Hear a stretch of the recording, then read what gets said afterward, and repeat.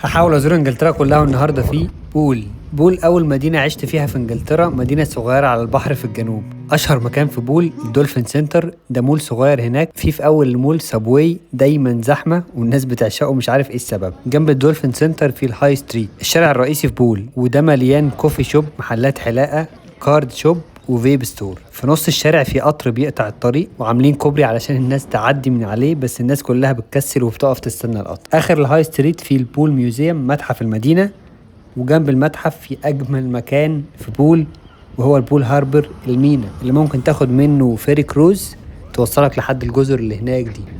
الجزر دي اسمها براون سي ايلاند، ولما رحت هناك ده كان منظر بول من هناك من الناحية التانية. جنب كل الاماكن دي في البول بارك، حديقة بول، وده مكان لطيف جدا ممكن تتفرج فيه على الكاياك، طيور السيجل، والبجع الكتير قوي اللي موجود في البحيرة. في آخر بول بارك هتلاقي الممر ده اللي ممكن يوصلك للبحر، وهناك المكان مليان يخوت وكمية كلاب ما شفتهاش قبل كده في حياتي. على البحر هتلاقي المركب دي موجودة من أيام الحرب العالمية التانية. وقريب جدا من بول في مكان اسمه ساند بانكس، ده من أغلى الأماكن في العالم. البيت هناك ممكن يوصل سعره ل20 مليون جنيه استرليني.